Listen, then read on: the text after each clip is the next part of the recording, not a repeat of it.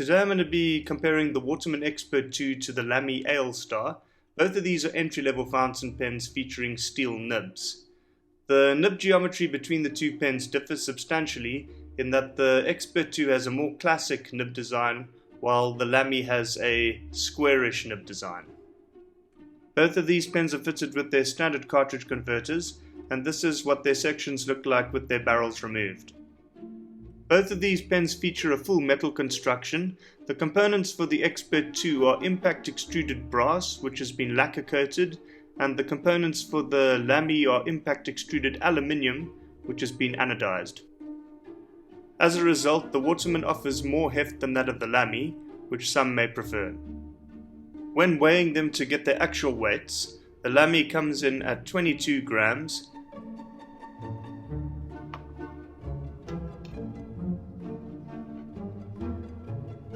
and the Waterman comes in at 33 grams. In order to keep all things equal during this comparison, both pens will be inked with standard Lamy ink. I'm going to get things started by checking out the Lamy's performance first. Okay, first up I'm going to cover the pen itself.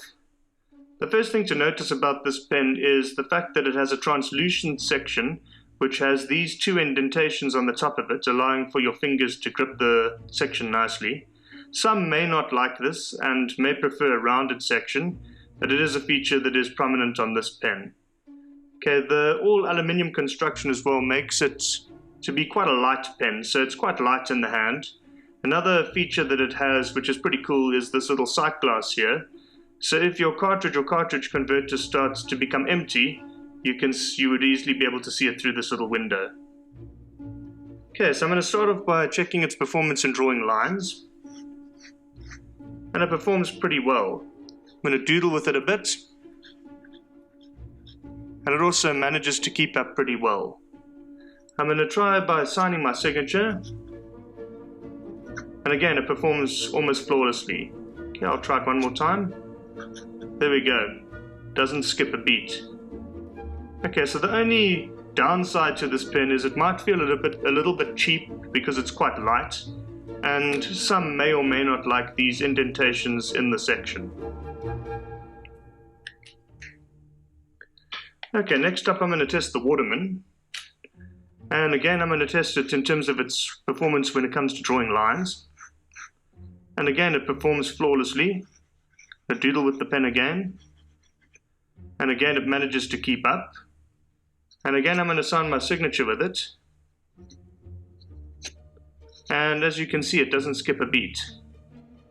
Okay, when it comes to ink regulation of these two pens, you'll notice that the Lamy does have, you could say, a slightly more controlled ink flow. The lines are a bit thicker when it comes to the Waterman.